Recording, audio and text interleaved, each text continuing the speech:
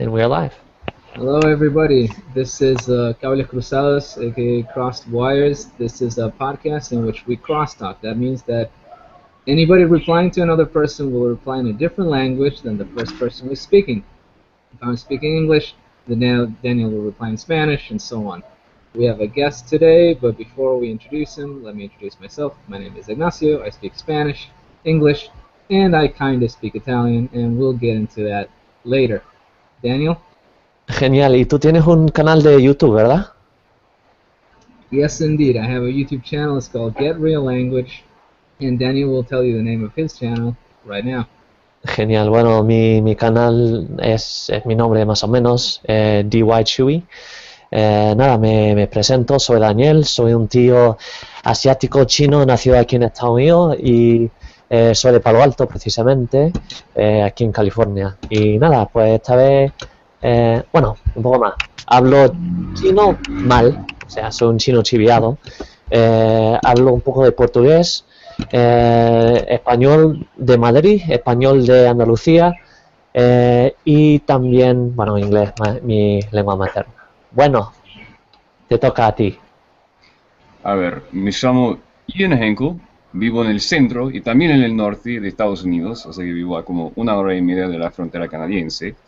Yo también tengo un canal de YouTube dedicado esencialmente a la música, o sea que digamos que subo más que nada videos cantando canciones angloamericanas en español y a veces en otros idiomas también.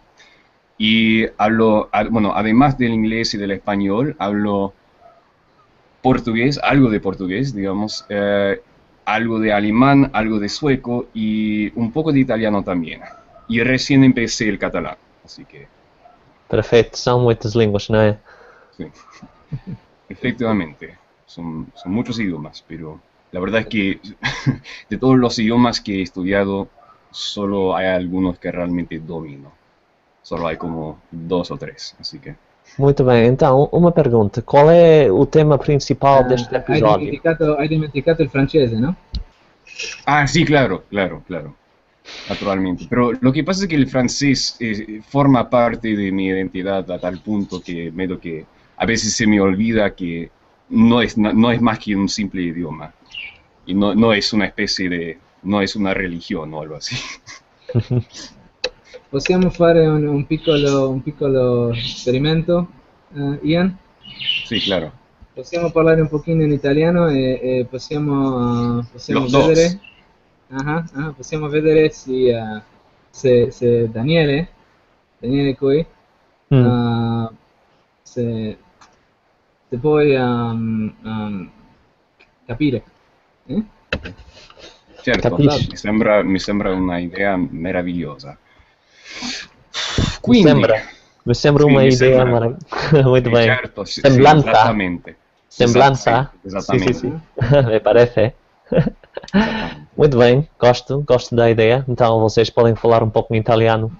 Esta vez o tema do episódio vamos falar basicamente sobre as diferentes línguas que falamos e o tema da o que se chama a inteligibilidade mutual. Não sei, ou seja, como se diz em português, mas estou a falar portunhol.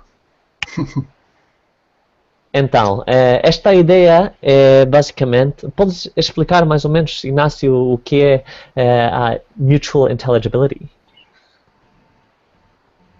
All right, so basically the idea is when people haven't actively studied the language, can they understand each other? Now,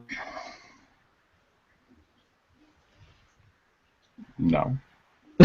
when you get to languages that are closely related, things start getting a little more interesting. Personal example, I speak Spanish as my native language. I've studied a little bit of Italian, and I've studied in school. I mean, this is not a language. This is a dead language, right? I've studied a little bit of Latin, very little, and then a little bit of Old Spanish. This is the Spanish that was spoken in the 12th century. Now, I can't speak the language. Nobody can speak the language. I mean, you can pretend that you speak. Ignacio está... Portuguese, and a lot of the minority languages of Spain, of Galician, Asturian, Aragonese, and even Catalan. Of course, I have to be, well, to be perfectly honest, if I hadn't studied Italian, I think Catalan would be a lot harder. Parece que estás a ter problemas com a tua conexão, não é? E antes estás a perceber? Sí, claro. Será porque somos 3 personas. O sea que, sí, me parece que cuantas más personas hay, entonces más problemas habrá, porque... Pode ser. Então, o tema é basicamente com o tema... Agora entendo, a palavra não é inteligibilidade, isso é, em espanhol é compreensão mútua, não é? Ou como é? Então, compreensão... Sí, comprensión mutua, inteligibilidad mutua, es una o la otra. No se Sí, entiende. I honestly get the impression that there are a few different terms that are used, and that there's no like one fixed way of expressing that idea. So, because it is, after all, I mean, as far as I know, it's a term that comes from English, so it's kind of like they're still in the process of translating it. But, Então, no meu caso, por exemplo, eu na minha vida jamais visitei um país lusófono, mas posso comunicar mais ou menos em português de Lisboa. Agora não falo perfeitamente, mas posso imitar os diferentes sotaques, ou seja, o sotaque lisboeta. E porquê? Porque já sabia falar espanhol. Então, basicamente, quando estou a falar português, uso o meu conhecimento e mudo um pouco o sotaque. So, now, Ian, what kind of Portuguese do you speak? Bueno, a ver, digamos que empecé aprendiendo el portugués brasileño, pero luego, porque poco después de que empezara el español, descubrí la música brasileña. Y digamos que me encantó. La verdad es que todavía me encanta. Y ahí medio que hice una especie de pacto conmigo mismo, diciendo que cuando digamos, llegara a hablar español con fluidez, quería aprender el portugués también, específicamente el portugués brasileño. Porque era realmente la única variedad del idioma que conocía. Y así que empecé con el portugués brasileño. Y luego, digamos que me puse a hablar con un amigo mío alemán que habla el portugués europeo, con un acento europeo muy, pero muy marcado. O sea, habla como un hombre de 80 años de Lisboa o algo así. Fala más o menos de ese jeito. Entonces ahí decidí que tal vez sería interesante, digamos, explorar el dialecto portugués, el dialecto peninsular del portugués, y eso hice. Y básicamente, hasta el día de hoy, sinceramente, sigo oscilando entre las dos variedades del idioma, pero últimamente me siento más cómodo hablando portugués de Portugal, el portugués de Portugal, más que nada porque cada vez que hablo con brasileños me dicen, você fala con sotaque de Portugal, cara. Aunque utilice pronunciaciones que no son nada como, o sea, nunca se utilizan en portugués de Portugal. Aunque diga universidad, siempre me sueltan que hablo con el acento peninsular. Así que. So what is it about your accent? Creo que. Well, I guess we Before you go into that, let me ask you. Of course, when you're talking about the European accent of Portuguese, you obviously mean Galician, right? Quiero decir, ¿qué? No entendí tu pregunta, perdón. A ver, Ignacio.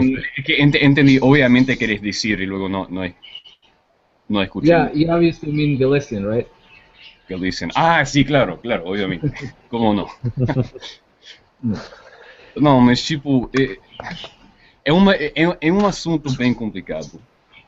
Simplesmente porque eu adoro o português brasileiro, mas ao mesmo tempo, sinceramente, o português brasileiro engloba muitas variedades da mesma língua, muitas pronúncias, muitas normas fonológicas e tudo isso. E também porque, sei lá, eu adoro, como já disse várias vezes, eu adoro o português brasileiro, mas ao mesmo tempo, por algum motivo, eu nunca me sinto totalmente, sei lá, à vontade falando o português brasileiro. Sempre tenho a impressão de ser um péssimo ator, uma coisa assim. Então, Tu falas muito bem, falas muito melhor o português brasileiro do que eu falo o português europeu. Não. Ou seja, tens expressões como sei lá, obrigado. Coisas. Você é muito simpático, mas não é verdade. Se me olvidó, tengo que hablar en español porque tú estás hablando en portugués. Cable cruzado, chicos. Mas não tem problema. Mas this is when people say, "Why did you choose the American accent?" If I ever spoke with an English accent, I would feel like, like when you're a kid and you put on your father's suit and it's like 5 sizes too big and it just doesn't work at all. Isso mesmo. E também porque, sei lá, os brasileiros... parece um estereótipo, mas até certo ponto é verdade. Os brasileiros são muito, sei lá, efusivos, no sentido que falam com uma entonação muito musical e todas essas coisas. E, sinceramente, eu normalmente, quando falo em espanhol, quando falo em inglês, falo com uma entonação mais ou menos, sei lá, regular, mais ou menos monótona. Então, para mim, falar com o sotaque brasileiro de maneira convincente supõe muito esforço. Então, sei lá. Me parece interesante que digas esto, que los brasileños te tachan de europeo, porque yo no veo nada de acento europeo en tu habla, lo que acabas de decir. Depende, porque às vezes falo... Não sei direito porque agora estou falando com um sotaque brasileiro um pouco mais pronunciado, mas é verdade que muitas vezes meio que falo com um sotaque que é muito mais parecido com o sotaque peninsular, mas sei lá, depende. Então, lo puedes cambiar así como así? Posso... o sea, es decir, en este momento... Mas um elemento do sotaque peninsular que nunca dominei, o que ainda tenho muita dificuldade com esse elemento do sotaque peninsular é o chiado. Eu não sei porquê, mas tipo, você conhece o chiado, o termo chiado? Explícamelo. É tipo um fenômeno, esse negócio de falar as coisas em vez de as coisas. Ok, as coisas. Mas isso para mim é muito, muito difícil mesmo. ¿Te refieres a la distribución de la S? Isso mesmo. Dependiendo del contexto. Sí, esto es de lo más difícil. What Ian is referring is the most fun element of European Portuguese. É verdade, é verdade que é muito foda mesmo, mas ao mesmo tempo, por algum motivo, a pronúncia da letra S em praticamente qualquer língua é meio difícil para mim. Não no sentido que... Em inglês não, logicamente não tem nenhuma dificuldade para pronunciar o S em inglês, mas... Em espanhol, por exemplo, às vezes tem certa dificuldade em pronunciar o S quando aparece várias vezes dentro da mesma frase. É em parte por isso que eu estou aprendendo português, o espanhol argentino. No espanhol argentino... Porque desaparece sin más. Isso, con la aspiración, digo. No desaparece, se aspira. Sim, isso. Possiamo dire quindi che il portoghese di Brasil è come il italiano di Napoli? Con la intonazione più di efusiva? Sim, até certo... Sim, é verdade, mas ao mesmo tempo tem um fenômeno muito parecido com o chiado, no italiano de Napoli. Então, o que se fala, ou pelo menos eu acho que se fala spiegazione, não se fala spiegazione como o italiano correto. Mas, sim, mesmo assim. Mas sim, a comparação é válida, sim, suponho.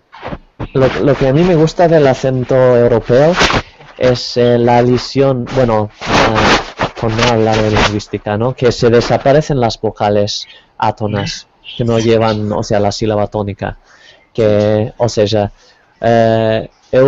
eu vivo nos Estados Unidos, não é? Sim. Pode ser, eu vivo nos Estados Unidos. Sim, isso. Sim. E não se entende nada. Sim. Não, mas eu também gosto muito disso. Uhum. E tem, sei lá, faz com que a língua tenha um ritmo um pouco mais percussivo e com que pelo menos pareça um pouco mais conciso. Tipo, as palavras parecem um pouco mais curtas. Mhm. Eu Is gosto that an muito. aspect that you've integrated into your own European Portuguese? Is that an aspect that you've integrated into your own Sim, European Portuguese? mais ou menos. Não exagero. Tipo, não é uma coisa que quando tento falar o português de Portugal, eu tento fazer mais ou menos isso, mas ao mesmo tempo não, sei lá, eu não faço isso tanto quanto a maioria dos portugueses maiores de 40 anos. Por algum motivo eu tenho a impressão de que os portugueses um pouco mais velhos Os portugueses mais velhos podem às vezes falar dessa forma. isso, exatamente. Desse jeito. Desse jeito. Desse jeito. This is kind of reminding me of like a way that if you're an American, you like hear like old like country people over 50, and they have kind of like this very like quality. It's a quality to their voice. It's not an accent. It's just something about the way they enunciate things, which kind of like is barreling. And even if they're like a skinny guy, it kind of sounds like it's like rolling around in their chest before it comes out.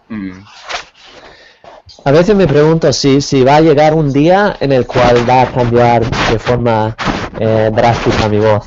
O sea, yo me levanto un día y digo, pues fue viejo y voy a hablar así. Technical aspect, Daniel, I think your mic is rubbing against your jacket a lot. No, esto no está grabando, que yo sepa. A ver, me acerco un poco.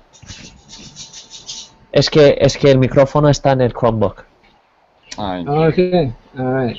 Because I was getting a lot of like friction somewhere. Ah, no tengo idea. Muy bien, Entonces, y cuando, mira, tanto estamos hablando que ahora dije pues bien, que nunca en mi vida dije pues bien. Esto es todo como una especie de contagio y a veces pasan cosas graciosas, como por ejemplo, yo creo que Ian está hablando más brasileño porque Daniel está hablando más portugués de Portugal. that is very A possible. veces hay como un That's really interesting, contagio al revés, digamos. Si yo me pongo a hablar con alguien, si yo me pongo a hablar con gente de California, voy a sonar menos californiano, por ejemplo. Y cuando yo hablo italiano o hablo italiano con Ian, ¿entendés más o menos, Daniel? sí, no, seguro, es que tú estás hablando español en este momento, ¿verdad? Claro que sí. Pero cuando hablo un poco de italiano, Hmm. no te cuesta casi nada. Oh no, I understand what you're saying, yeah. Pretty much. But I mean, also you're not we're not Italian speakers, right? So it's not like the Italian. Ajá. You know what I mean? Sí, obviamente está eso. Es decir, yo entiendo más el portugués cuando lo habla gente como ustedes que no lo habla perfectamente el portugués. Es más Exactly. fácil cuando lo habla alguien que habla también castellano. Like you can see the skeleton of my Portuguese, basically. You know what I mean? Mhm. And that's less apparent with Ian because his Portuguese is better. Não. It is, dude. Obrigado, muito obrigado. Yeah, you use the word like englobar. I don't think I've ever used the word englobar in Portuguese. Porque, não, sinceramente, o português. O que acontece é que eu adoro o português, mas então eu já passei muito tempo, tipo, lendo artigos e coisas assim na língua, mas ao mesmo tempo quase nunca tenho oportunidade de conversar com as pessoas em português. Então, So é then, uma língua que, tipo, conheço mais ou menos bem, mas ao mesmo tempo não estou acostumado a falar. so Ian, have you lived in Brazil? Não, nunca, mas já estive tipo 3 dias em Lisboa. Então, durante esses 3 dias aprendi muita coisa mesmo. You gotta open up a language course. You gotta open up a language course. I spent 3 days in Brazil. This was my technique. Fluent in 3 days. Fluent in 3 days. Yeah. Fluent in 3 days, Alado. Isso. Não, mas sim, sinceramente eu até sinceramente, tipo, quando eu estava em Lisboa, conversei bastante com as pessoas em português. Então, mas quero dizer que quando eu estou nos Estados Unidos ou quando eu estou fora do mundo lusófono, não tenho muito contato com o português falado. Well, what part of the States do you live in? Bueno, como ya dije, vivo en el norte, en Michigan, en una zona donde desafortunadamente no hay ni muchos lusófonos ni muchos latinos. Bueno, a ver, hay latinos, claro, pero incluso hay una tienda latinoamericana no muy lejos de donde vivo yo, pero y en la universidad donde estaba estudiando hasta hace un par de meses, también había un montón de brasileños. Pero eran como estudiantes de intercambio, no eran personas que realmente que viven acá. Así que nada. No, digamos que no hay una presencia latina o digamos latinoamericana muy importante por donde vivo. Así que tengo relativamente pocas oportunidades de hablar con la gente en mi vida diaria. Así que nada. So one subject that I'm noticing here, and I think this actually applies to all three of us, and it's very relevant to crosstalk, is that all three of us have learned languages extensively without having lived in the countries. So that is, Ian, how long did you spend in Portugal? 3 días. Okay, so this guy, he just hit it and quit it, you know? You know, with language, he just hit it and quit it. No, pero, o sea, no fui, a ver, sinceramente no fui a Portugal con la intención de mejorar sí, claro que lo hice. Siempre cuando voy a un país, siempre tengo la intención de mejorar el idioma. But he only got 3 days. Sí, eso, pero la verdad es que básicamente porque fui a Portugal con 2 amigos míos, fuimos a Portugal básicamente para pasarla bien por un par de días antes de ir a otra parte. Porque fuimos a Portugal y luego pasamos a España. Y estuvimos como 2 semanas en el sur de España, en Andalucía. Así que nada. Pero... Okay. And then so that was my point. Ian has learned this very fluent Portuguese, basically having never lived in any Portuguese-speaking country. Also, Ignacio, in the case of English, you already spoke fluent English and with a very good accent prior to coming to the United States. And so this is like motivation for the language learning community. You do not have to be, like these days with the resources that are available, you absolutely do not have to be in the country to learn a language fluently. Y como pueden ver, ninguno de nosotros es Einstein, ni somos ricos, como pueden ver por estos fondos.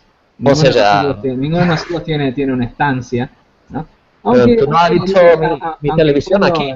El fondo de Ian es un poco más bohemio, ¿no? Sí, bueno, a ver, si se pudiera ver todo mi cuarto, bueno, digamos que sería aún más bohemio, porque básicamente por lo que veo, solo se ve la parte más, digamos, organizada y digamos... Sofisticado. Sí, eso. Yeah. Más limpia de mi cuarto, así que nada. I think what we all have in common, aside from that, is let me just touch on this very briefly, is open-mindedness. Like for example, I am now partaking in some challah. Challah de chocolate. Oh, ¿O qué? jala, es un pan, es parte esencial de la gastronomía judía, así que es un pan, Mm, es riquísimo, me encanta. Pero Gostava de prová-lo. This is the soul of the Ashkenazim right here. sí, es un pan que se hace con huevos. Así Ou que seja, com o rosto do Inácio, até poderias ser Ashkenazi, não é? Ou seja, facilmente, tu poderias com chapéu e lá. sí. That's what I always say. I mean, I'm Spanish. I'm part Spanish, so I'm probably Jewish anyway. Sí, aparentemente hay como el 60% de los españoles que tienen raíces judías, así que seguro que tenés razón. Yo me lo creo. Entonces, vamos a ver. Possiamo parlare un pochino più dell'intelligibilità. Possiamo, we can make some recommendations here for people that are interested in this topic. Okay. Probably the most interesting thing that you can do if you speak Spanish is to listen to Ladino. Ladino is Ladino or Judeo-Spanish is the language of the Jewish people that were expelled from Spain in 1492.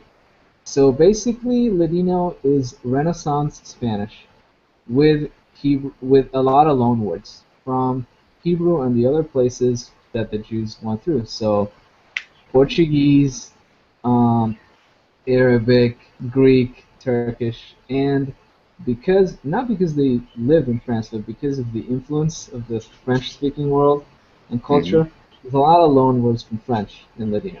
But basically, it's Old Spanish. Well, there's lots of different types of Ladino. There's Ladino with like more Turkish influence, for example. Really depending on where the cultural groups went. Sí, pero por ejemplo, yo tengo una grabación de un hablante de ladino que era turco y y él está haciendo cables cruzados con una señora y ella está hablando castellano y él ladino y él es turco y se entiende absolutamente todo lo que está diciendo él. Sim, pero é muito esquisito mesmo, porque já li um par de poemas. Eu acho que eu já mandei esses poemas para você, Ignácio, mas li um par de poemas compostos em ladino por um poeta argentino que não tinha o ladino como língua materna. E, tipo, é um ladino muito mais conservador e muito mais, tipo, fechado. Tipo, muito mais difícil de entender para quem não conhece muito bem o ladino. Então, é interessante, porque eu também tenho a impressão de que tem efetivamente diferentes variedades da língua.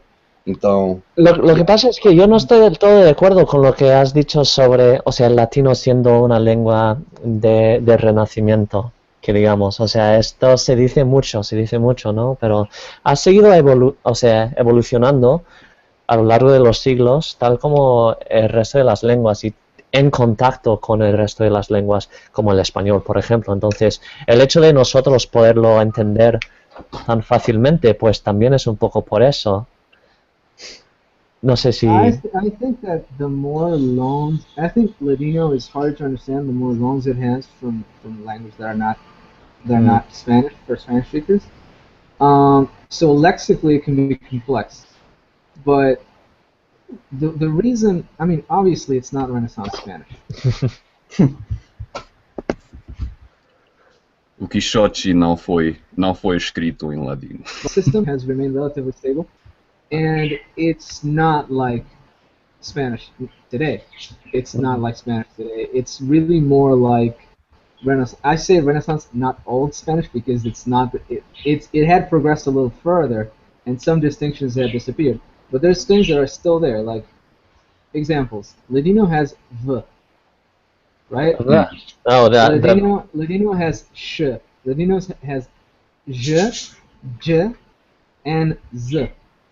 Mm-hmm. So it's a lot more like Renaissance Spanish. Of course, it isn't. So, renacimiento en el sentido de un nuevo renacimiento casi. No. Es un renacimiento postmoderno. Ah, caralho, Sí, postmoderno. un renacimiento postmoderno. Sí. I mean Renaissance with a capital R. The time, the Renaissance. Oh, okay. That's what I mean. I don't mean it in a new agey way.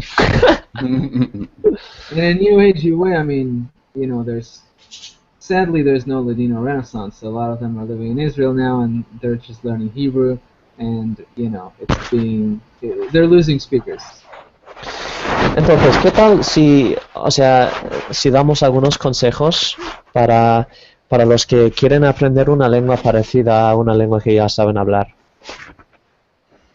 Okay. What I would say is, above all, focus on the pronunciation. Like, Yeah. from the very, very beginning, learn the pronunciation. Like I'm not, obviously you can't just look at, read the Wikipedia article and you're set. But I mean, like, what you can do is you can really listen to a lot of music, listen to podcasts and whatever, and really pay attention to the differences between different languages. And I think that the fact that I started out by listening, my first contact with Portuguese was essentially listening to Portuguese or Brazilian music. That, I think, helped me a lot because I immediately noticed that wow, this really doesn't sound like Spanish. So that also that allowed me, I guess another good thing about listening to music is not just that it helps you familiarize yourself with the phonology, but also it helps you get an idea. It kind of allows you to create kind of these weird irrational associations with the language, which allow you to kind of see it differently. And I think that in a way, on a subconscious level, that allows you to kind of distinguish between those different languages, like between Spanish and Portuguese, for example. Because I've never heard any Spanish language music that sounds anything like Brazilian psychedelic music from the 60s. So for some reason, in a way, that kind of helps me distinguish between Spanish and Portuguese, because they kind of occupy different spaces within my mind. So, which I know all sounds very abstract and very kind of... No, o sea, yo estoy completamente de acuerdo con lo que acabas de decir. Enfocarse en la pronunciación es menester. Yo, por ejemplo, con mi portugués, en las clases de portugués con los profesores que lo hablan como lengua materna, ellos, y no les echo la culpa, ellos no saben explicarte las reglas de si no esta palabra, esta letra átona después se sube de O a U. Ese tipo de cosas igual no lo sabría explicar yo en inglés, ¿no? Por eso es muy importante aprender esas cosas por tu propia cuenta y enfocarte en la pronunciación. Esto me ha facilitado muchísimo el hablar portugués, el portugués europeo. I couldn't agree more. And let me give a word of caution to those who are fluent in linguistic jargon, IPA, and phonetic transcription. IPA, phonetic transcription is... phonetic transcription, is a trap, because phonetic transcriptions make sense in the narrow sense of people who are studying the language, from the language, and they're just, it's not a miracle worker, it's just basically an encoding system. And what they mean by this symbol might be completely different than what other researcher means by the symbol in another language. So the IPA is not like a miracle worker. You actually have to listen to what's going on. If you trusted the IPA, International English, Phonetic Alphabet. Spell that out for people. Yeah. If you trusted the IPA for American English, you would end up speaking American English with a Scottish accent, because a lot of people use just the letters O and E to represent the sounds O and A, which might lead you to think that they're not diphthongs when they are. And it's so basically, looking at a description is useful, but you have to listen. You have to listen. Otherwise, you'll go in really weird directions. Personal story. My English pronunciation has gone through stages. It's even gone back from a previously correct point to an incorrect point. At one point, I read it. I had the lousy idea of reading a description, and the description said that American R was retroflex. That's what it said. So I did it, which resulted in my R becoming very Irish, which I had to later correct. Can you make that sound for us? So the way I was speaking is that I was saying that I had to open the door, and I had to go over and look at. I got to get in the car. Yeah, So, it so was. essentially, you were, entonces, resumiendo, te pusiste a pronunciar ese sonido como una consonante retroflexiva, pero no como un aproximante, que es esencial, porque obviamente se trata de una consonante, no solamente de una consonante retroflexiva, sino también de un aproximante, que es obviamente una distinción. It has to do with degrees, right? Because what does retroflex mean? It means your tongue goes like this, but exactly Backwards. what is it doing? And you have to listen to it because we teach it as a retroflex R. exactly that's what you call it. But if you look at the Irish R, it has a much higher degree of retroflexion. So if you're just saying, okay, I gotta make my tongue go like this a lot, then it doesn't work. You have to check it with the spoken input. Otherwise, Sí, you can't tell that you're doing things terribly wrong. sí, pero muchos son los estudiantes de inglés que tienen esa pronunciación de la R. Que dicen, aunque no, obviamente la mayoría no tienen la intención de hablar con acento irlandés, pero digamos que saben más o menos que los americanos, que decimos, por ejemplo, door, pero lo que no entienden es que no decimos door, que el sonido es un aproximante, así que no hay realmente contacto. Pero, perdón. Okay, we've all studied more than one Romance language. I mean, not me, really. I only studied the one. But you guys have a little more experience. So, second or third Romance language, is it easier? And how and why? What can you tell me about your experience there? Pues en el caso del portugués, a mí no me ha costado mucho, la verdad, pero sí que he dedicado las horas, como bien ha mencionado, o sea, habéis mencionado los dos, a escuchar por lo menos 1-2 horas todos los días. Iba escuchando, o sea, aunque no entendía, digamos, la mitad de lo que estaban diciendo, yo iba escuchando las cosas. Y así yo lo he aprendido a hablar más o menos con una fluidez aceptable dentro de 1 año. Okay, Ian, you're the one with the most Romance languages here. So what can you tell us? A ver. Sinceramente, cuando empecé el español llevaba como 4 años, creo, con el francés, así que lo de aprender o lo de dominar las bases del español, sobre todo las bases del léxico, no me costó casi nada. O bueno, digamos que a veces digamos que me resultó un poco más difícil de lo que me esperaba, pero en general me costó muy poco.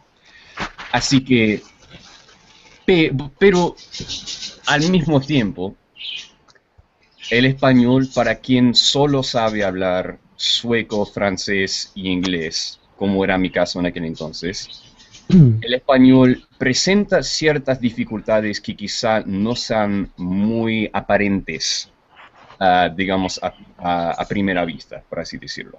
Más que nada en lo que se refiere a la fonología. Porque el español es un idioma relativamente sencillo en lo que se refiere a la fonología porque tiene muy pocos sonidos, pero yo estaba acostumbrado a hablar, por ejemplo, francés, sueco, inglés, o sea, idiomas que cuentan con una riqueza fonológica muy grande, muy vasta. Así que eso de acostumbrarme a hablar con 5 vocales, sí que me costó bastante. Se fue Ignacio. Se fue Ignacio. Pues a ver si... Mira, le voy a enviar el enlace de nuevo por si acaso. Vamos a ver. Un segundito. Esto lo corto después. Dale. ¿Dónde está nuestro Ignacio? Ah, bueno, ya tiene el enlace. A ver. Ya se lo... Ignacio, where are you? Vale. ¿Será que sí equivocó de botón o algo así? Porque al parecer le iba muy bien la conexión. Se le Bueno, entendía perfectamente, pero... sí, no sé qué le pasa. Oh, I don't know what happened to him. Sorry. Crosstalk. All right. So, yeah, what you were saying is definitely true. The phonology, switching phonology from like a more complex system to a less complex system can be tough as well. Because like you're used to doing all these like tricks depending on whether they're stress or non-stress, things like that. Luckily, Go ahead. Pero otra cosa, bueno, no sé si lo que él realmente quería saber es si cuando llegas al tercer idioma romance o al tercer idioma de una determinada familia. Ah, ok. Ya volvió. Muy bien. Here we go. Ignacio, ¿cuánto tiempo? You know, for a long time, I said, instead of cuánto tiempo, I always said it wrong. I said it tanto tiempo. That was like my major gringoism for the longest time. So long. Pero bueno, no sé si eso realmente se puede considerar como un gringoísmo, como un anglicismo, porque, bueno, ¿qué es lo que decimos en inglés? It's been a while. Okay. Supongo que sí. Let's see if he's... We'll hear his parakeets chirping momentarily. Sí, eso. Ok. Ya sí. Ok, dale. Okay, but you don't have any video. Sí, no se te ve.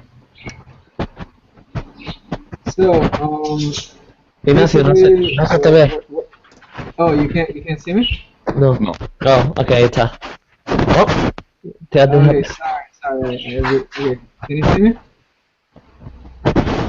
No te vemos. Well, let's give it a second.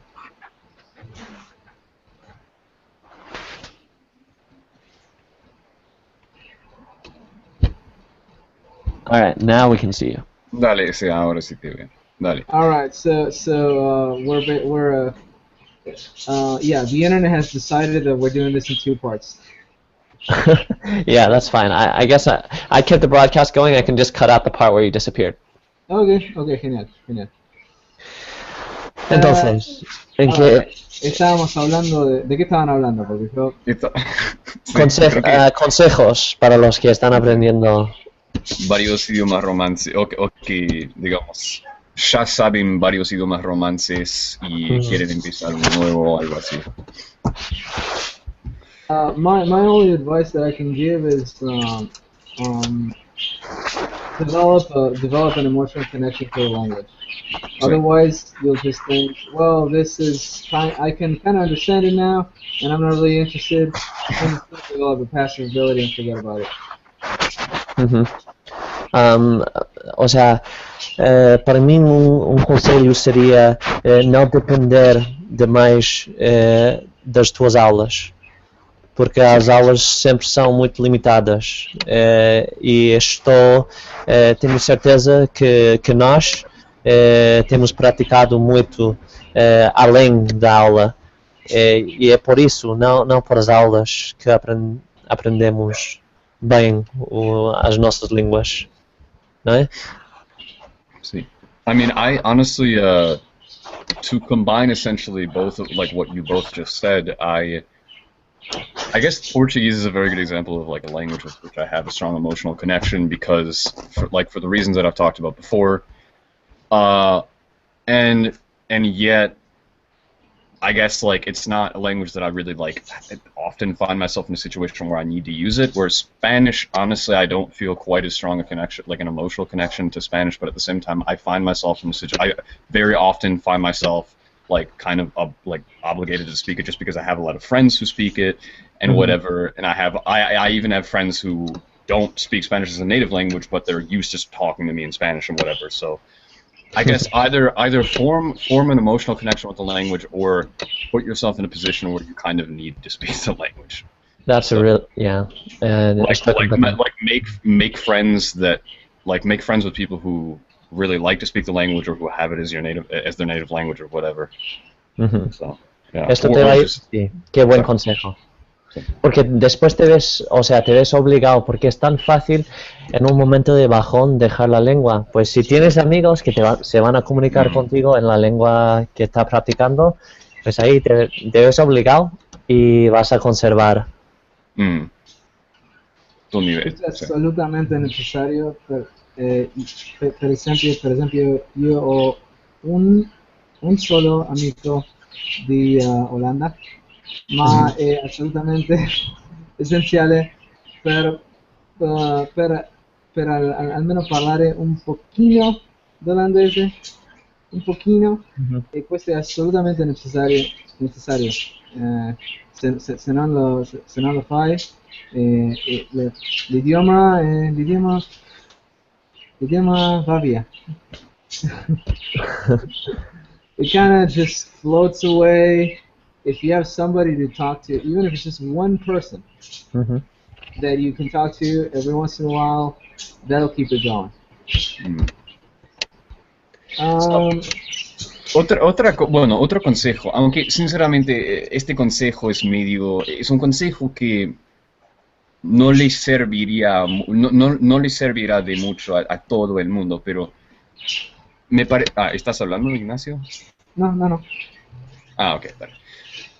Bueno, de todas maneras, cuando empezás a aprender un idioma con el objetivo de, por ejemplo, de utilizarlo en un contexto artístico o algo así, eso sí que te da muchísima motivación. Por ejemplo, yo no me puse a estudiar el portugués con la intención de escribir poemas en el idioma, pero a rato me puse a hacer exactamente eso.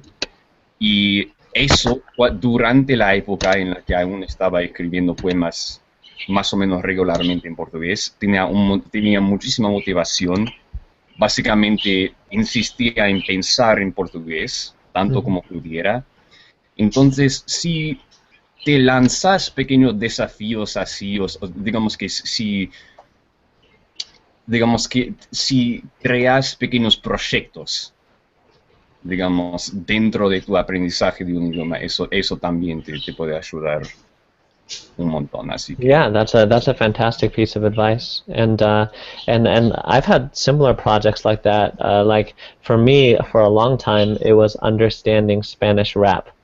And I thought, I want to be able to listen to this Spanish rap song, understand it, rap it myself, you know. And right now, I gotta admit, I'm a little bit in this period where I feel like I don't have any projects. It's very sad. You know, so right now what I'm doing for my Portuguese, you know, I have this general goal of improving my Portuguese, but I'm projectless. So hopefully, you know, I'll have to brainstorm that. I'm listening to a lot of podcasts, as I always do, but I got to find myself a project like you mentioned, Ian. Sí. Y creo que a veces lo bueno es tener no proyectos sino intereses, porque los intereses siempre se renuevan y nunca se terminan, ¿no? Y a veces alguien puede decir, bueno, pero yo ya tengo un montón de intereses en mi vida, soy un hombre renacentista y tengo un montón de cosas, y lo que tenés que hacer en ese caso es transferir algunos de tus intereses a la lengua que estás aprendiendo, ¿no? Entonces, por ejemplo, a mí me gusta la lingüística, ¿no? Entonces yo puedo hacer todo ese análisis cuando aprendo una lengua, ¿no? Cuando estoy haciendo mis 15 minutos de sueco a la noche antes de irme a la cama, estoy pensando, ¿por qué en sueco la U se escribe O? ¿No? Porque acá hay un vowel shift a través del cual las vocales se van cerrando y se van empujando, y de hecho es algo que existe en inglés. Por ejemplo, si vos escuchás, hablando de rap, si vos escuchás a Dizzy Rascal, cuando él dice O con O, dice U. Dice, dame un ejemplo. bueno, es de una canción, ¿no? Dice What's up, darling? I've been keeping my eye on your movement. Room for improvement. Y dice, I see you all over there, ¿no? Es como movement. Movement es y, Entiendo. ¿no? Como en francés. Movement. ¿no? Ok. Movement. Entonces, como movement está muy adelante de la boca, entonces O puede moverse a U. Y sobre todo con la L, porque la L como que propicia todo eso, ese proceso, y es probable que en su dialecto, en unos años, la vocal de thought sea tut. Es muy probable, ¿no? Porque hay lugar, ¿no? Hay lugar para que pase. So let's gusta not get too deep into linguistics here. Claro, pero es lo que a mí me gusta, y eso hace que yo tenga más ganas de aprender sueco. ¿Entiendes? Absolutely. Yeah. For Portuguese, one time I started playing League of Legends on the Brazilian server, and the only thing that I managed to learn was how to flame and troll people, and how to like say the most nasty things you could possibly imagine in Portuguese, in Brazilian Portuguese. Yo hice algo muy parecido cuando estaba en la secundaria, y solo el único idioma que estaba aprendiendo era el francés, pero me puse básicamente me metía casi todos los días en una página que se llama Doctissimo, que básicamente es un foro que es más o menos parecido a Yahoo Answers, básicamente la versión glorificada de Yahoo Answers. Así que la mayoría de los hilos son mujeres de 20 años diciendo, ¿estoy embarazada o solo tengo una infección o algo así? Pero lo que pasa es que lo mejor que tienen esas páginas es que aprendes, o digamos que son una oportunidad maravillosa para acercarte al lenguaje coloquial. Así que, y además están en todas partes, o sea, sobreabundan, así que básicamente podéis encontrar ese tipo de contenido muy fácilmente, por lo menos en internet, así que... In my case, I can totally relate to what you both said, because I love rap in English, and I know the words to, like, so many rap songs in English. And I also write poetry in English, and I used to be pretty prolific. And basically almost everything I've ever written is in English. And that really, really, like, flexes your muscle with the sound of the language, because poetry is not like other fiction. It's an audio medium, and you're doing it in your head with the rhythm, and I understand if you come from a syllable timed language like Spanish and you're trying to understand stress timed languages, music and poetry is a big thing here. Yeah. Because it can really get you into that zone where you're thinking, kind of like a native. About the rhymes and the way things work. So let me show you guys something. I'm gonna do a screen share here. It should work. This is a joke in Neapolitan, right? So first, and we'll see if you guys can understand the joke. And it's actually a multilingual. It's with English. Okay. Però. Londra, un amico gli chiede come Londra adesso. Can you not read out loud, please?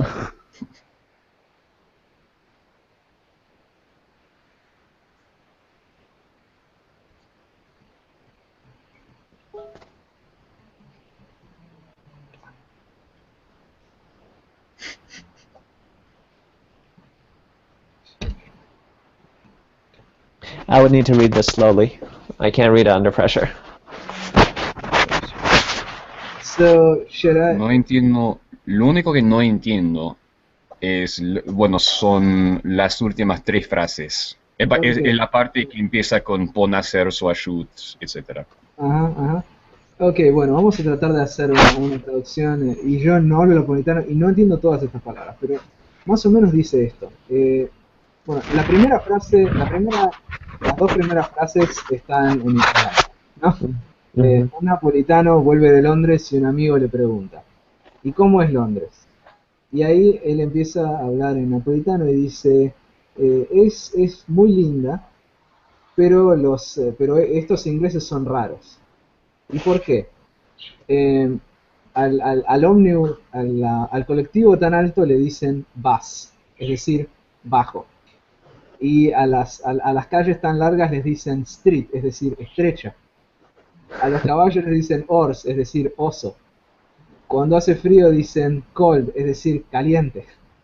Y a las mujeres les dicen woman, es decir, hombres. ¿No? Después a la noche escucho que una mujer me dice, bueno, no entiendo este verbo específicamente, entonces bueno, una mujer me dice o me algo, love me, ¿no? Love me. ¿Y vos qué respondiste? Y yo le dije, lavate vos, la concha de tu madre. Ok, esto me ha gustado. Ok. Después lo podemos poner en la descripción del video. Pero en fin, dos cosas con este chiste. Primero quería ver si lo entendían, porque ninguno de nosotros habla napolitano. Y Daniel jamás en su vida estudió el italiano. Pero más o menos, casi podés entender un poquito. Y Ian lo entendió perfectamente. Aunque hay algunas palabras que no, pero el contexto ayuda, ¿no? Obviamente la última palabra, yo no la conozco, pero obviamente la última palabra es un insulto, porque Sí. así funcionan los chistes en la cultura mediterránea, ¿no? Y es muy obvio. Pero el otro tema es, bueno, el napolitano, ¿no? Este chiste está en napolitano, pero también está en italiano, porque muchas partes están en italiano. O sea, las primeras dos líneas, Las the primeras first two dos líneas lines. están en italiano, sí, sí, Yeah, sí. I understood that, but then everything else like got a lot harder. Y después cuando él dice, ¿y qué le respondiste? Eso también está en italiano, ¿no? Ajá. Y lo que pasa acá es que, bueno, hay algunas palabras que son totalmente distintas y en napolitano hay muchas vocales que desaparecen, ¿no? Y después hay algunas vocales que son distintas. Y por ejemplo, cuando dice después a la noche, dice ponacer, ser en vez de cera, ¿no? Que es la noche, ¿no? Ujú. Por ejemplo. Pero la otra pregunta es, ok, si uno mira esto y no sabe que esto es napolitano, ¿qué piensa que es? ¿No? Y algunas personas dirían, esto es italiano, pero está mal, por ejemplo, ¿no? Y ahí entramos en todo un tema que es lengua, dialecto y las actitudes de la gente con esto, ¿no? Ujú. Y eso se relaciona con una pregunta que siempre nos hacen a la gente que aprende muchas lenguas, es, estoy aprendiendo castellano, ¿qué castellano? Ajá, Estoy ajá. aprendiendo portugués, ¿qué portugués? Estoy aprendiendo inglés, ¿qué inglés? Aunque esta última pregunta existe menos por dos razones. Primero, la mayoría de la gente tiene los libros que son de Inglaterra y no tiene idea de la diversidad lingüística del inglés. Y segundo, que muchas veces la gente dice, estudio el inglés de Inglaterra, ¿no? Yeah, as if they were just one. Porque es muy sofisticado y me gusta la BBC, o estudio el inglés de Estados Unidos, comillas, ¿no? Porque me gusta Friends o Supernatural, ¿no? Sure. Y yo siempre les digo, tenés que estudiar el que más te guste, pero después, cada vez que alguien hace esta pregunta, yo digo, estudiar el que más te guste, y todos los demás en Facebook o en el foro dicen, tenés que estudiar este porque es el más lindo, y no estudies este porque es muy feo y son todos ignorantes. Ujú. ¿Han escuchado estas cosas y que tienen ejemplos de esto? Sí. Go ahead, Ian.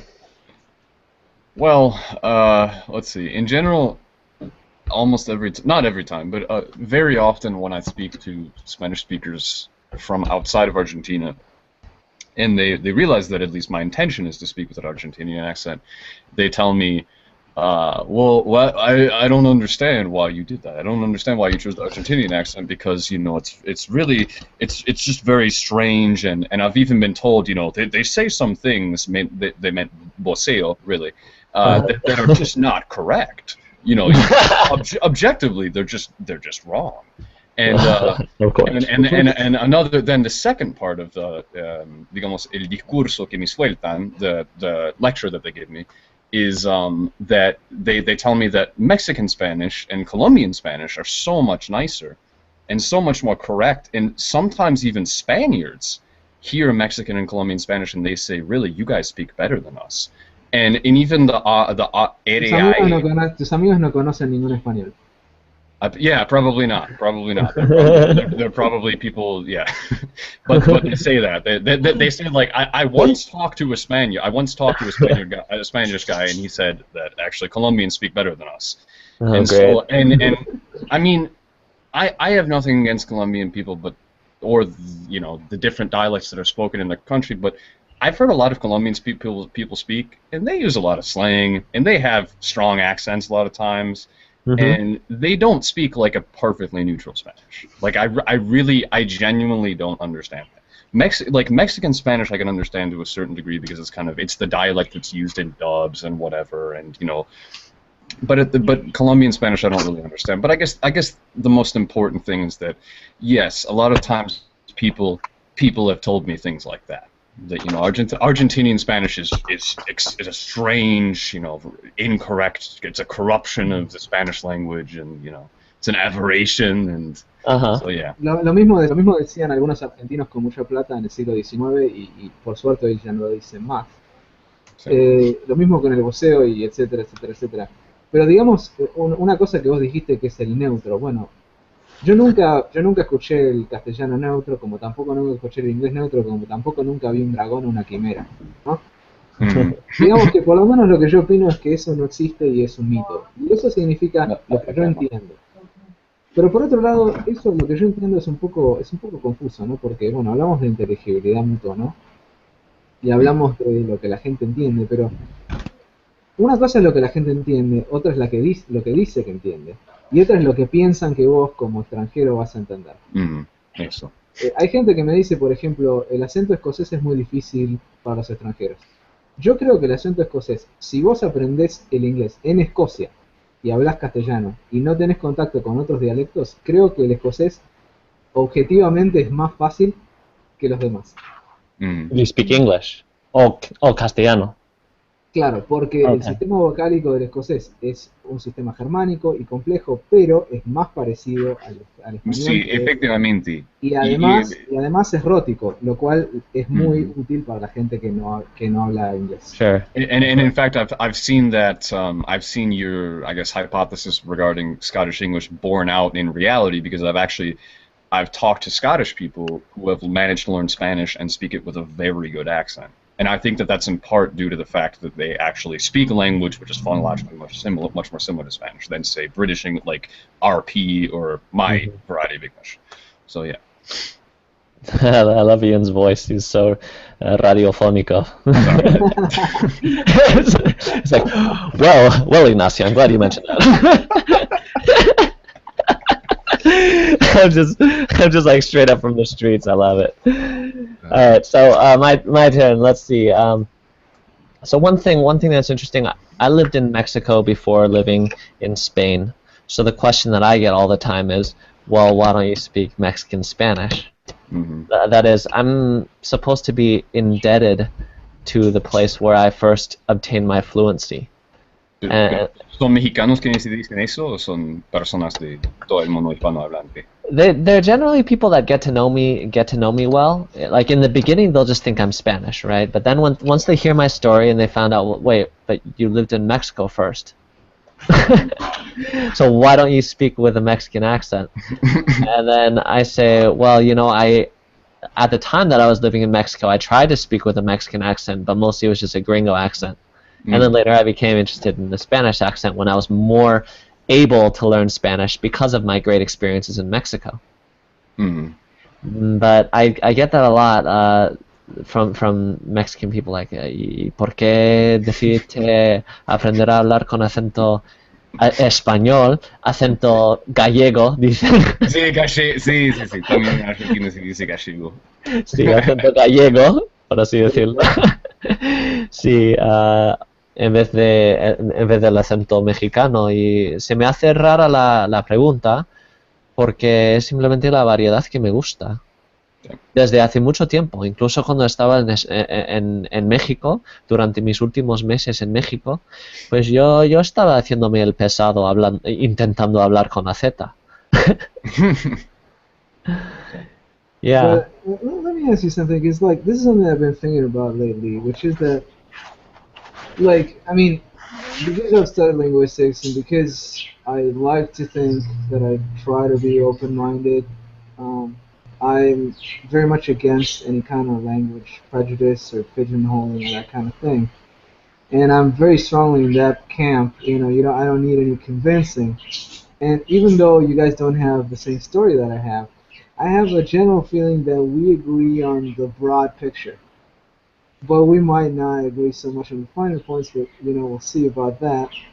But I get the feeling that you would think that people who learn a lot of different languages, they're open-minded and they don't care about language prejudice or attitudes. But actually, I find that a lot of people who are polyglots are actually very concerned with this kind of thing. They're very prescriptivist and very in tune with like what are they gonna think? I learned from my friend who's from Sicily, and they're gonna think that I'm stupid or whatever. I mean, why is there no natural alliance here between people who are against linguistic prejudice and people who like learning foreign language? Yeah. Bueno, me parece um tema super interessante. O que pensas, Ian? Eu acho que é uma questão de, tipo, os linguistas e os apaixonados das línguas são dois campos diferentes. Então, eu acho que é essencialmente por isso. Tipo, muitas pessoas que aprendem línguas o tempo todo não são pessoas, tipo, não são necessariamente pessoas que conhecem muito bem, sei lá, o debate sobre o prescritivismo e o descritivismo. Então, sei lá, muitas vezes são pessoas que só resolveram aprender espanhol, aprender alemão, qualquer língua, por questões, sei lá, estéticas ou porque tem uma fascinação pela cultura, uma coisa assim. Então tem uma relação principalmente, sei lá, emocional, estética. Então, não, sei lá, para essas pessoas as línguas não são um assunto intelectual. Yeah, no, I totally, I think that's very true. That we can't ask people to think exactly like linguists, right? Isso. Yeah, and for linguists, I mean, we really dissect the language and we look at its component parts. And when you start looking at things as their component parts, it's like seeing the matrix, and that helps eliminate a lot of our linguistic prejudices. É verdade, mas ao mesmo tempo, sei lá, eu acho que tem uma cultura que, tipo, surgiu, sei lá, faz alguns anos na internet, uma cultura de aprender línguas por puro amor. Coisa que eu acho que é uma coisa muito linda, mas ao mesmo tempo é uma cultura um pouco anti-intelectual. Até certo ponto, eu acho que é assim. É uma cultura que, porque para as pessoas que fazem parte dessa cultura, sei lá, tendem a considerar, por exemplo, dialetos que não têm tantos falantes como estranhos, como esquisitos. Não como, tipo, ruins ou feios, uma coisa assim, mas, tipo, sei lá, é outra forma de ver as línguas e de ver sei lá, a aprendizagem. It's like a Pokemon, like gotta catch 'em all. Isso, é uma coisa assim. Tipo, é uma cultura base, sei lá, uma cultura muito humanista, muito. O mundo é muito lindo, é um lugar lindíssimo. Então é por isso que é preciso aprender as línguas, preciso aprender todas as línguas do mundo para poder entender melhor o mundo e a humanidade, uma coisa assim. I feel like Yeah, no, É uma boa iniciativa, mas ao mesmo tempo, na prática, nem sempre tem bons resultados. you see, Então, I really admire people that actually, you know, the YouTubers who actually go out and use their languages in real life. Have you seen this black dude named Moses Moises? McCormick. Moses, Yeah. of course, yeah. Oh my God, this guy's like my hero. We'll have to give a shout out to his channel. Like this guy, he goes around. He's fucking ninja style. He's got like his little like hidden camera inside his fat beanie that he wears in summer in Cleveland or Columbus. And this guy, you know, he speaks so many languages, and he's going around on the street. He's talking to people in all the languages that he speaks. That is the type of language YouTube channel that I like to see, and I really don't like the type of channel where it's just like, I'm a polyglot. Look at all of the, you know, look at all the great languages that I can speak. I've collected all of these languages. That's why Eu também já cansei. Eu já cansei, tipo, muito tempo atrás de, sei lá, de assistir vídeos assim. Vídeos, tipo, desse estilo. Porque é muito fácil. É muito fácil mesmo fazer vídeos, tipo, falando, eu sou Ian, eu moro nos Estados Unidos, eu estudo português há 2 anos, etc. É muito fácil mesmo fazer isso. E a maioria das vezes, tipo, tem um roteiro pré-escrito, então sabe exatamente... Big Ben Ignacio, kleine beetje Nederlands. Isso mesmo.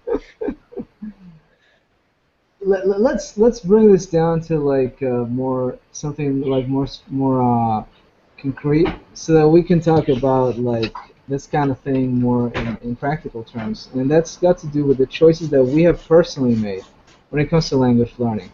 Anybody who goes into a language with eyes open and a little bit of experience is already picking what kind of language they want to speak. And anybody who goes in like first experience, if you take it further, if you take it very, very far, at one point you are choosing in one way or another what kind of dialect or accent you want to speak. And how have you come to your choices, and what are the kinds of reactions that you encountered? Now, when it comes to me, it's kind of funny because I'm learning something that's recognizable as belonging to a culture in which, even though there's plenty of prejudice, there's also a lot of admiration for people who achieve a very high level in the language. So the minute I say, actually, I'm not a native speaker, people have nothing negative to say.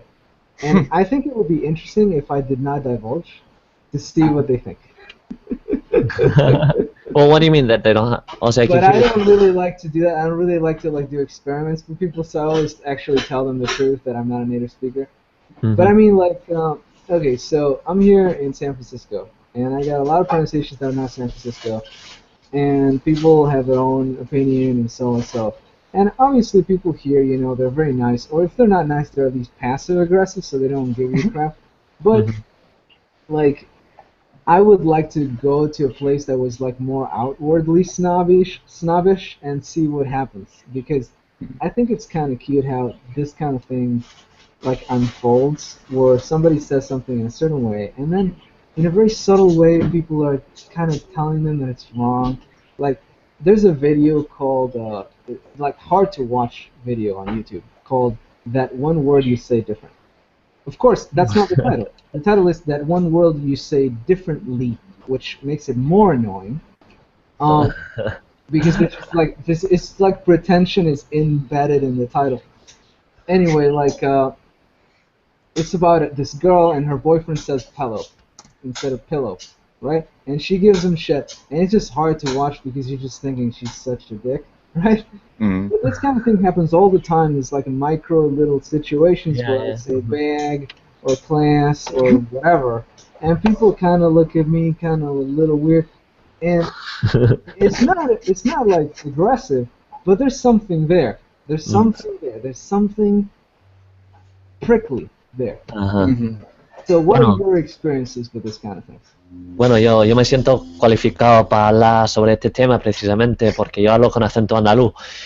Y muchas veces cuando estoy hablando con los hispanohablantes me dicen, es que no entiendo lo que estás diciendo. Pues claro que me entiendes porque me estás respondiendo. Y nada, pues yo en mi caso, yo he aprendido este acento y me gusta, simplemente. Y además, si hace falta, puedo hablar como un tío de Madrid. No, pero ya... A ver.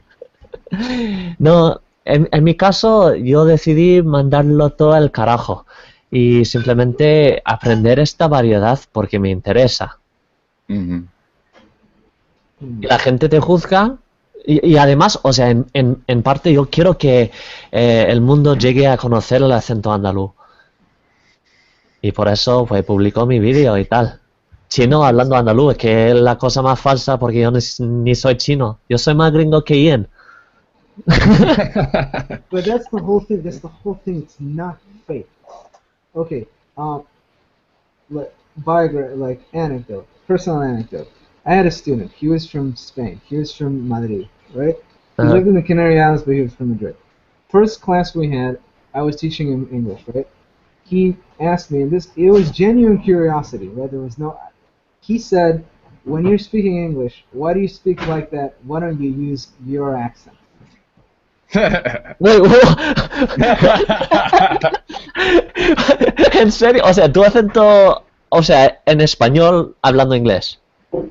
O cómo es. Exactly. Like he was like, "What? When you speak English, why don't you have your accent?" Meaning that he expected me to have an Argentinian accent speaking English, and if I didn't, it seemed to him kind of odd or inauthentic in a way. Either way, it was something peculiar that he was curious about, right? And I'm thinking, like, this is my accent. You know what I mean? I mean, this is not their. This is my accent. You know what I mean? Because you get to a point where even though everybody's got, it's not the same as being born in the culture, and you're always gonna have some situations like high emotional stress or like a lot of noise to signal ratio, a very loud place like in a factory or whatever, where your listening comprehension is not gonna be as good as a native. But when you're very close to it, there comes a point where you can say, I can make my own decisions. I have an idiolect, and I can decide. You know, I'm not determined by the natives who are always going to be better than me or whatever. So confidence, o sea, la seguridad que uno tiene en su propia forma de hablar tiene mucho que ver con el escoger un dialecto específico y más si es un dialecto marginado. I think that it has to do with your level and also with your level of knowledge. I mean, at this, like, when you're at a certain level, and even, like, you should always take it with a grain of salt what natives are telling you about how you're speaking, unless they're like an experienced teacher or whatever. Because sometimes people will correct you, and actually they're correcting you on something that's not incorrect. Sim, isso me acontece o tempo todo quando converso com brasileiros, sério. Cuéntanos. Então, o que acontece é que o português brasileiro é muito diferente mesmo do português, da norma lusitana, da norma peninsular. No sentido de, por exemplo, em português de Portugal, pelo menos eu acho que se fala encontrá-la. Encontrá-la, isso. Sim. Em português do Brasil se fala encontrar ela, como em inglês, mais ou menos. Então, mas o que acontece é que muitas vezes, se você escreve essa frase no Facebook, por exemplo, muitas vezes aparecem brasileiros corrigindo você. Oh my God! Falando, não se fala assim, não se fala assim. Sim, claro que se fala assim. Toda vez que você escreve coisas com os seus amigos no Facebook, você escreve exatamente desse jeito. O que você... Yeah. Or like if I'm speaking você with a Brazilian, a lot of times if I forget to actually say the word você afterwards, like I'm conjugating stuff in você, but I forget to add like an extraneous você afterward, like o que faz você, Sim, right? sim, sim. Right? If I forget that last você, they're like, oh, você tem de dizer você ao final. Sim. Mas like- não é verdade. Não sei porque insistem em corrigir os não nativos. É como Especially if they speak another variety. se isso. Nah, right? Não sei. And this is where it gets plenty ridiculous is when over the internet people are not able to tell that you're a native speaker. They assume that you're not native and then they correct you, another native, which to me is Ooh, like snap. a serious Offense. serious fucking insult if you ask me. So has that happened to you in Spanish?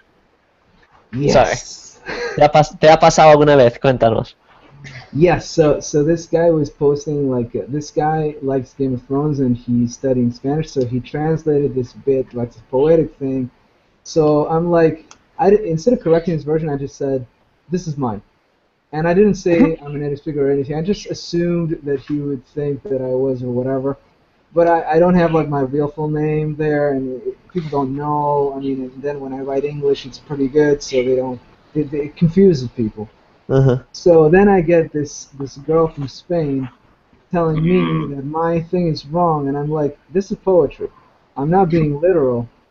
It makes sense. Sí. And then she's like, I just want to make sure that he knows that this word doesn't mean that word. And I'm like, he probably already fucking knows that it's not a literal translation. Sí. Anybody could tell. I mean, if you're at the level where you can try to translate Game of Thrones, even though it had errors, he's at the level where he can tell that I'm not translating that specific word. I'm being like, poetic and rewriting it. Mm-hmm. And it's so annoying. And this kind of like linguistic jingoism is just such a pain. And I encounter it on the internet all the time. And honestly, like, it's driving me away from internet forums that discuss Spanish. Pues me gustaría preguntaros, mientras os vais en mi caso, mientras iba cogiendo confianza con mi español, me volvía cada vez menos pedante. Es decir, cuando yo tenía inseguridades con mi propio español, yo era el tipo más pedante. Yo era, ese tipo que iba corrigiendo a todo el mundo. No, esto no se dice así. Bueno, sería mejor no decir carpeta cuando quieres decir alfombra, ¿verdad? Ese tipo de cosas. Yo era ese tipo. Is that real or is that an urban legend? Eso es cierto y bueno, yo lo sigo corrigiendo, pero... Acho que é verdade. Tem muitas. Eu, sinceramente, eu comecei a estudar o espanhol, mas, tipo, principalmente porque eu estava saindo com uma mexicana que morava há muitos anos nos Estados Unidos e ela falava coisas como.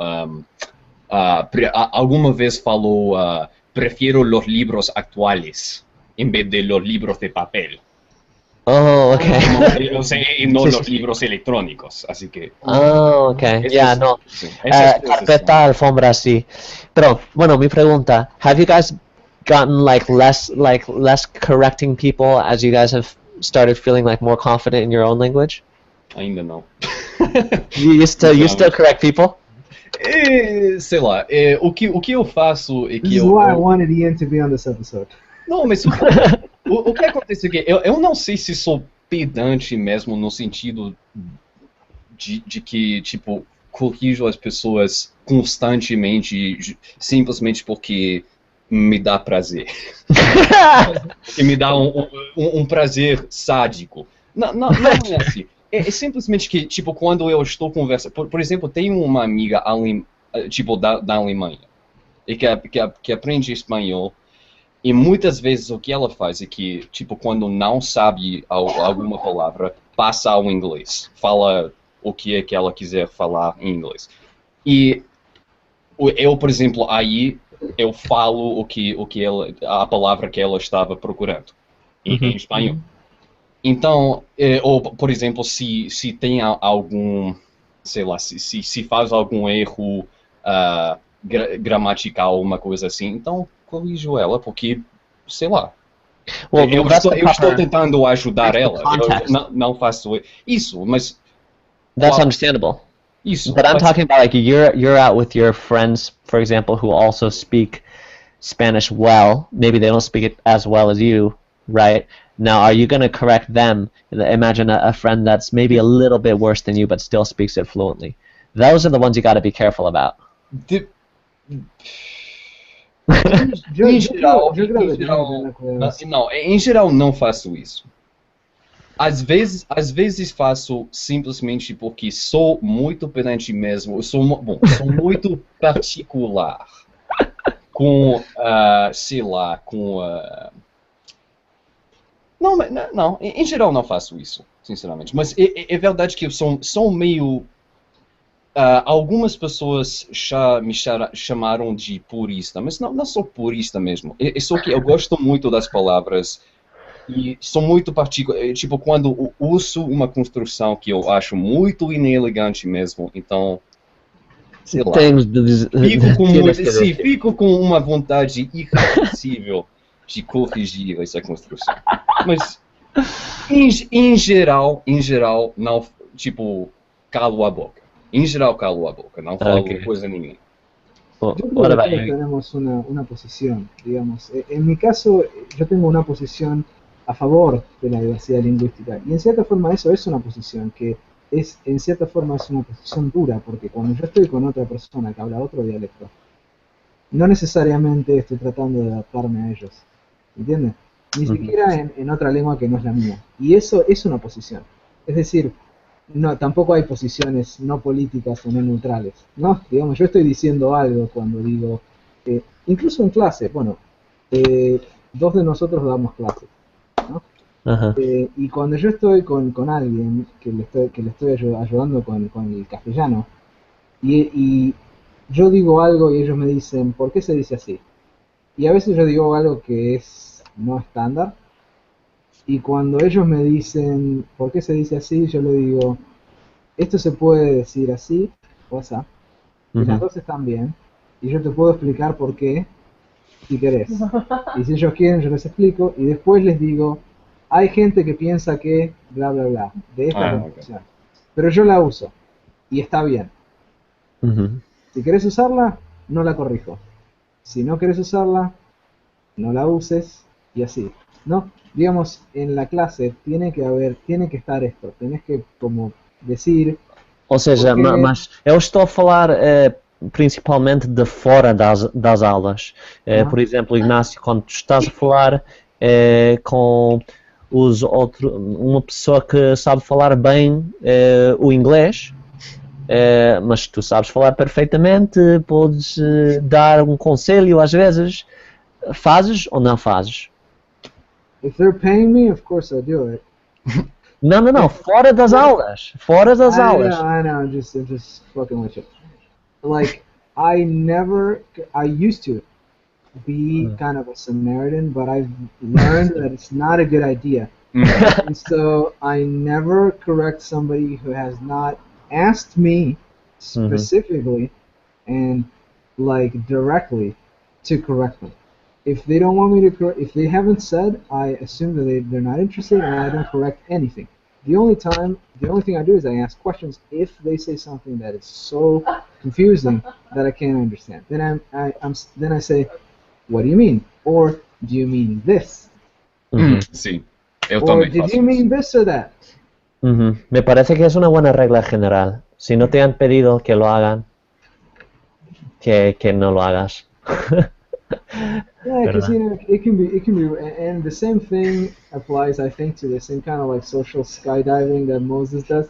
Now, I admire Moses and I like the guy, but what can I say? Like, I would always ask first.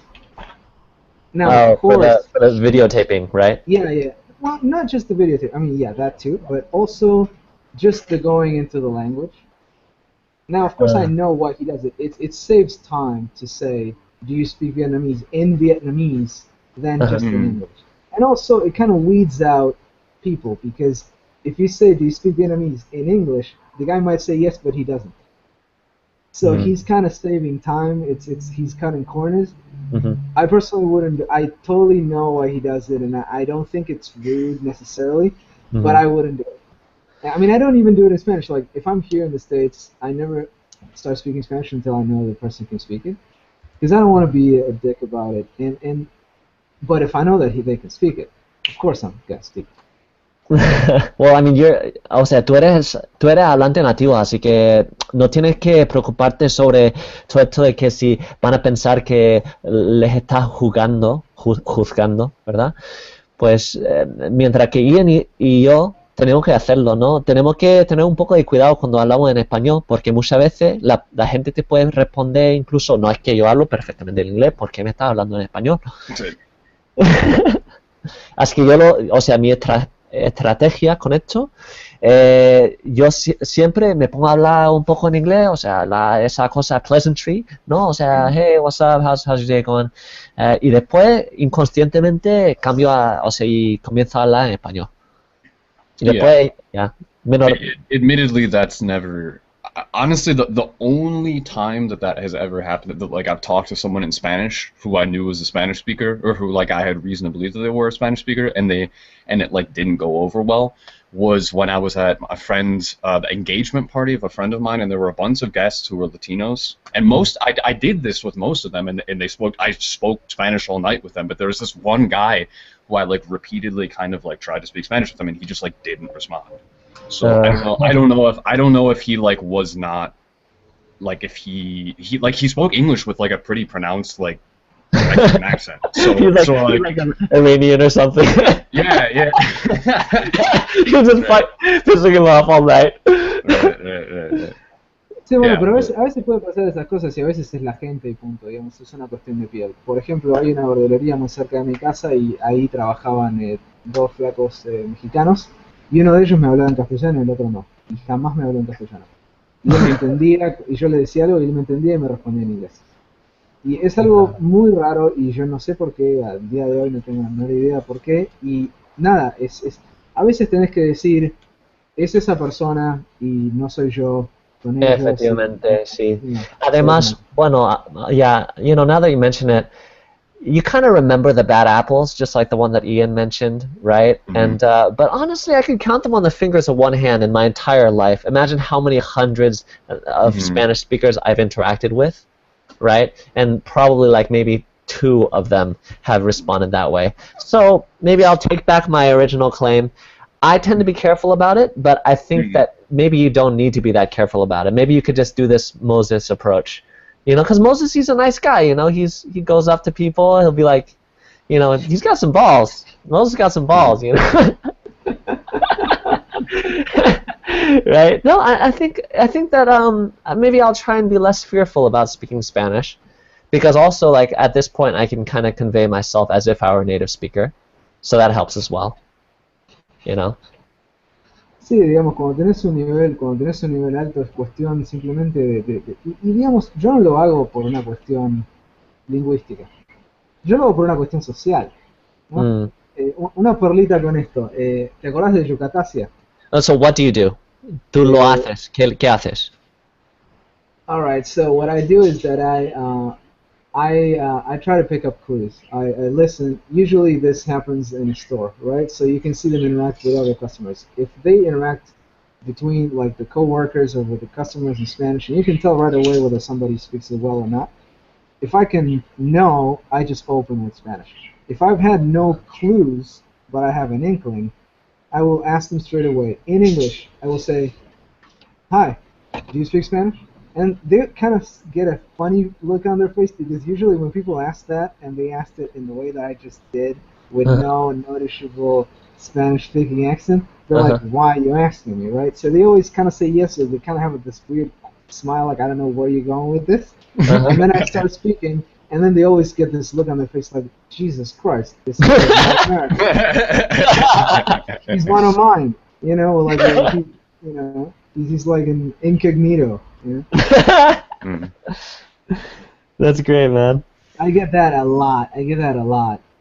Well, because yeah, I mean, because you look very different than the average Spanish speaker walking around the Right, street in right. California.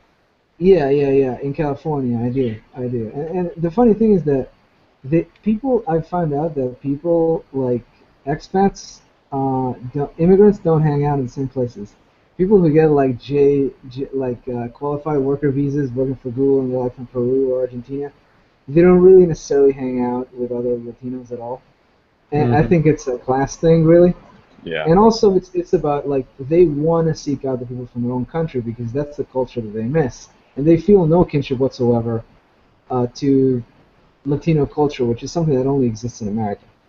So, Mm. as far as I'm concerned, Mhm.